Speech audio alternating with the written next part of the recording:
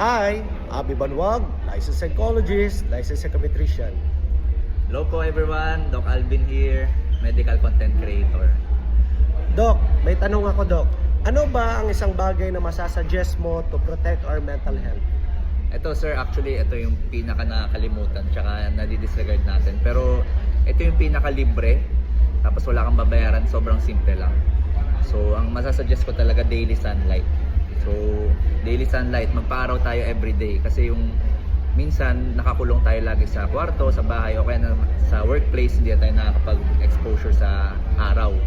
Important pa naman yung sunlight for vitamin D. So I think mag-agree ka dito sir na yung vitamin D kailangan siya for mood. So para ma-improve yung mood natin. So yan, minsan nakakalimutan natin magpa-araw kahit mga 10 to 15 minutes lang before mga 11 in the morning. So isingit natin yan daily and manonotice nyo, mapapansin nyo yung improvement ng mood. Ako personally yan ginagawa ko yun sa daily routine ko, yung papaaraw ako. So hindi lang mga baby yung pinapaaraw, kahit tayong mga adults dapat nagpapaaraw. Kasi more sunlight, more Yeah. serotonin, and Yeah. more serotonin, better mood and better Yes. mental health. Yes. O ay kalimot ni niya, kay lagi, importante ang mental health. Bye!